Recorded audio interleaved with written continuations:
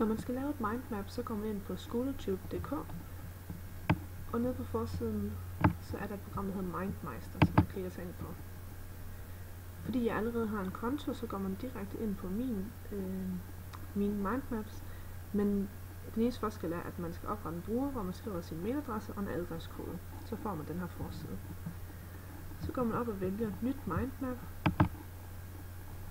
og vi vælger en blank.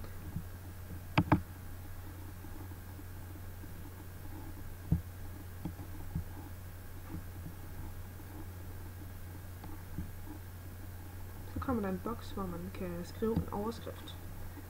Og i det her tilfælde,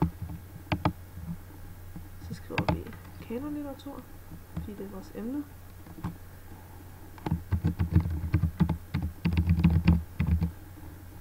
Sådan der. Og ud fra denne her, så klikker man lige på den, og så siger man plus her. Så kan man skrive alle de ting, man kommer i tanke om.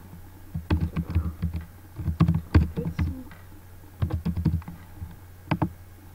så kan vi klikke her igen og lave plus. Så kan vi skrive H.C. Andersen.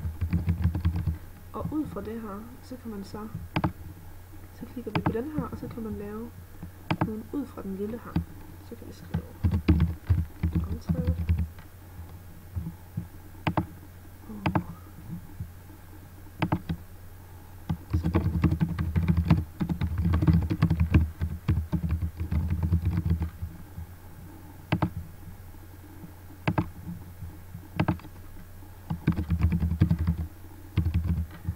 Så kan man vælge at lave sin skrift om til en farve, eller man kan, hvis man synes, det er en god historie, så kan man give den smiley, og så videre.